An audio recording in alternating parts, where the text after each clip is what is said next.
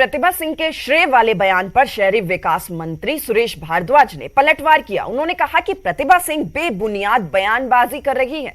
जो काम करता है उसे ही उसका श्रेय दिया जाता है। अटल टनल का काम प्रधानमंत्री नरेंद्र मोदी के सत्ता में आने के बाद ही शुरू हुआ। भले ही यूपीए सरकार में टनल का शिलान्यास किया गया हो, लेकिन काम में तेजी प्रधानमंत्री नरेंद्र मोदी के सत्ता में आने के बाद ही आई है। उन्होंने कहा कि प्रदेश भर में जो काम पूर्व मुख्यमंत्री वीरभद्र सिंह ने किए हैं उसका श्रेय उन्हें दिया जाता है, लेकिन अटल टनल में यूपीए का कोई योगदान नहीं है, इसलिए उनका कोई जिक्र भी नहीं किया जाता। कैबिनेट मंत्री सुरेश भारद्वाज ने कहा कि प्रतिभा सिंह को हिमाचल कांग्रेस की अध्यक्ष होने के नाते सोच समझकर बयानबाजी करनी चाहिए। आपको बता दें कि बीते दिनों जयपुर में हुई उत्तर क्षेत्रीय परिषद की बैठक में मुख्यमंत्री जयराम ठाकुर ने अटल टनल का जिक्र करते हुए केंद्र सरकार और प्रधानमंत्री नरेंद्र मोदी को इसका श्रेय दिया था। इसके बाद हिमाचल कांग्रेस की अध्यक्ष प्रतिभा सिंह ने बयान जारी करते हुए प्रधानमंत्री पर लोगों को बरगलाने का आरोप लगाया। टनल का काम 2014 में प्रधानमंत्री नरेंद्र मोदी जी के सत्तासीन होने के बाद ही प्रारंभ हुआ। इसमें अब कहीं बीच में कोई आकर के जो है वो भूमि पूजन कर ले या कुछ और कर ले तो उससे जो है वो श्रेय नहीं मिल जाता है काम का। जो काम माननीय वीरभद्र सिंह जी ने किए हैं उनका श्रेय उनको मिलेगा।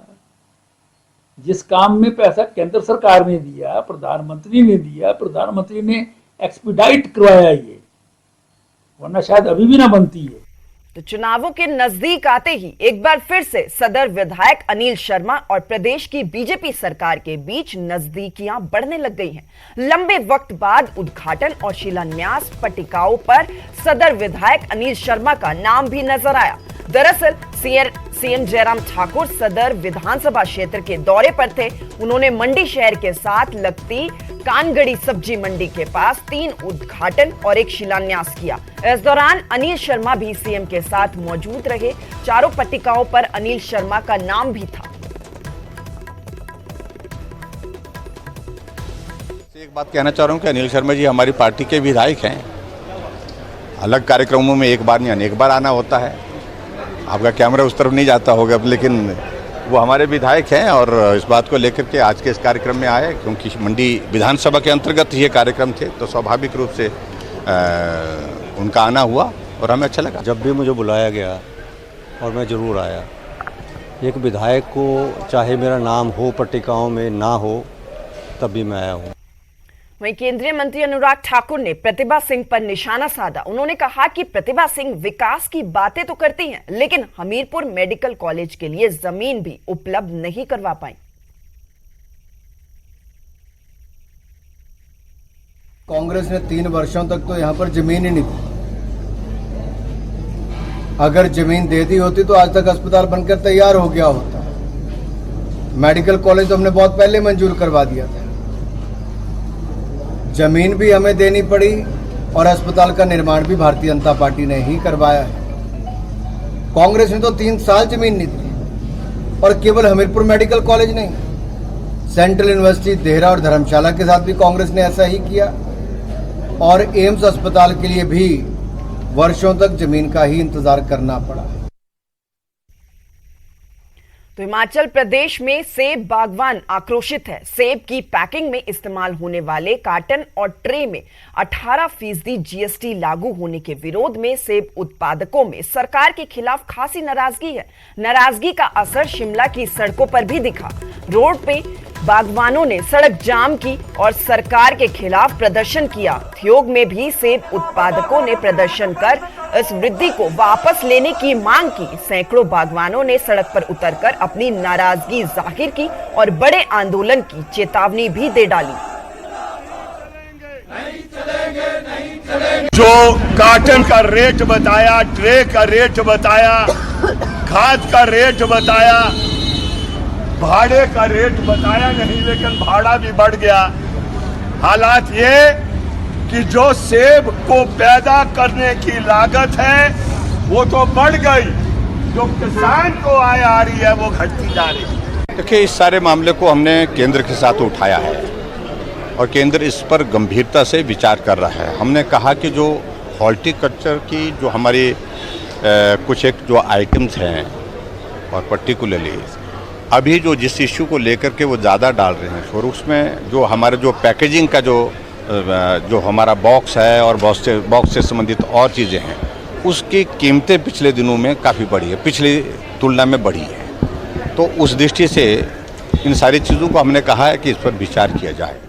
तो हिमाचल में इन दिनों जगह जगह बादल फटने की घटनाएं सामने आ रही है। बिलासपुर, चंबा, कुल्लू के बाद अटल टनल के साथ लगते सेरी नाले में बादल फटने से बाढ़ आ गई। अचानक आई बाढ़ से अटल टनल रोहतांग के साउथ पोर्टल के साथ लगते क्षेत्र में भारी नुकसान हुआ। बीआरओ की योजक परियोजना की 5 मशीनें, 3 ट्रैक्टर मलबे में दब गए। हालांकि इस घटना में कामगारों को कोई नुकसान नहीं हुआ।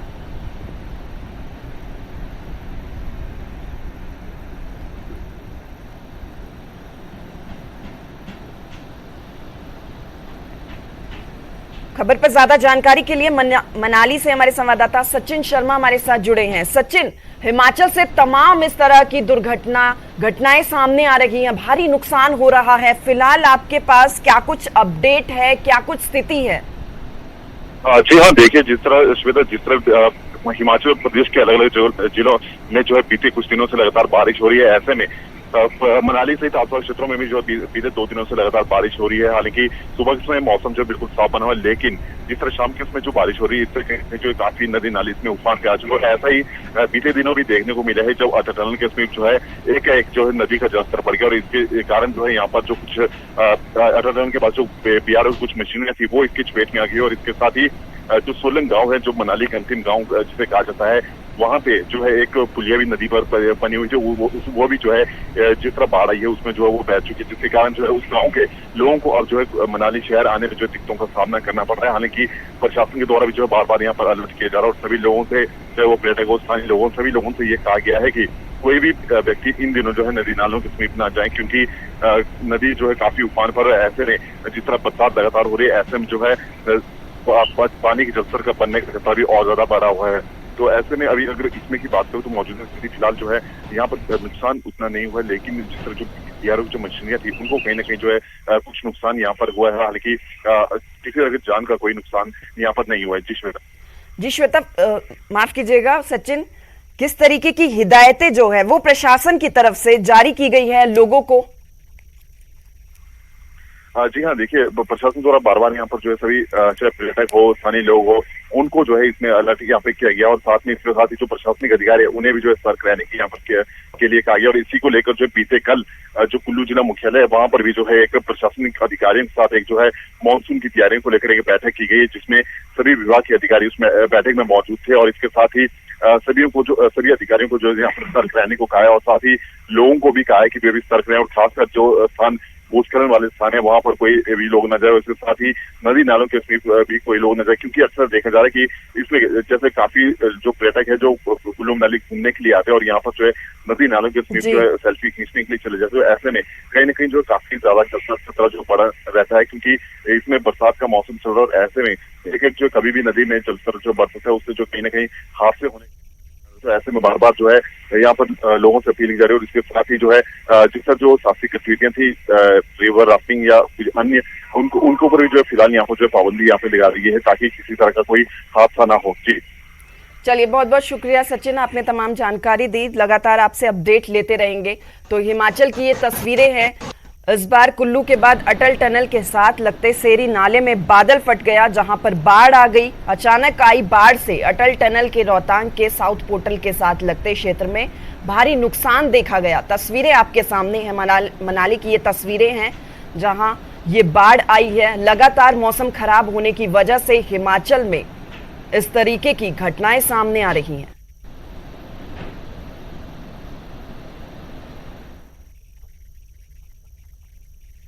तो धर्मशाला में आपदा के ठीक 1 साल बाद भी नहीं, हालात जो हैं वो यहां पर बदले नहीं हैं। नदी नालों में जरा सी बारिश उफान की वजह बनती जा रही है।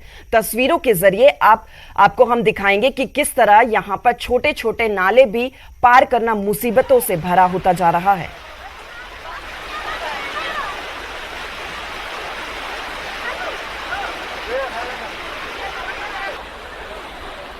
तस्वीरें आपके सामने हैं। धर्मशाला में आपदा के ठीक 1 साल बाद भी वैसे के वैसे हालात हैं, हालात बदले नहीं हैं। यहाँ पर नदी नालों में जरा सी बारिश होती है तो उफान पर ये आ जाते हैं। तस्वीरें आपके सामने हैं। कितनी बड़ी लापरवाही यहाँ पर प्रशासन की तरफ से भी देखी गई। अब 1 साल बीत चुका है लेकिन उसके बावजूद भी हालात वैसे के वैसे हैं, कुछ भी इसमें बदलाव देखने को नहीं मिल रहा है। मौसम खराब है। हर साल इन्हीं दिनों जब मौसम खराब होता है, भारी बारिश होती है तो नदी नाले उफान पर होते हैं, लेकिन आपदा आने के बाद भी धर्मशाला में 1 साल बाद हालात वैसे के वैसे है। कोई भी काम यहाँ पर, विकास कार्य यहाँ पर नहीं हुआ। इस वक्त हम लोग शाहपुर के वो वैली क्षेत्र में मौजूद हैं और हम यहाँ इसलिए पहुँचे हैं क्योंकि आज ही के दिन, आज से 1 साल पहले जो है यानी 12 जुलाई को यहाँ पर वो जलजला आया था, जिस जलजले में कई ज़िंदगियाँ जो हैं वो तबाह हो गई थी और कई घर जो है वो मटिया मीट हो गए थे। मैं अभी भी उसी मौके पर मौजूद हूँ जहाँ से 1 साल पहले हम लोग जब रेस्क्यू ऑपरेशन चल रहा था तो यहाँ पर पहुँचे थे और यहाँ पर आज कितना बदलाव हुआ है, क्या कुछ बदला है और क्या सूरत हाल है यहाँ का, वो मैं आप लोगों को यहाँ पर सामने तस्वीरों में दिखा सकता हूँ। देखिए चम्मच जो यानी किचन का जो सारा सामान था वो भी अभी भी ज्यों का त्यों यहाँ पर जो है वो पड़ा हुआ आपको मिलेगा। कपड़े लत्ते यहाँ पर देखने को मिलेंगे। बाकी जो गहने थे, ज्वेलरी थी, वो सब की सब यूं ही बिखरी हुई पड़ी है। ये आप तमाम सारे बर्तनों को देख सकते हैं। बच्चों के खिलौने जो है वो भी अभी यूं ही यहाँ पर जो है वो इस तरह से गिरे हुए पड़े आपको यहाँ पर मिलेंगे। यानी कुछ भी जो है वो उसके बाद नहीं बदला है। जो लोग निकाले गए थे, लोगों के निकालने के बाद यहाँ किसी ने फिर यूं लग रहा है कि फिर मुड़कर जो है इस जगह को बिल्कुल भी नहीं देखा। धर्मशाला से विचित्र शर्मा, न्यूज़ 18 हिमाचल।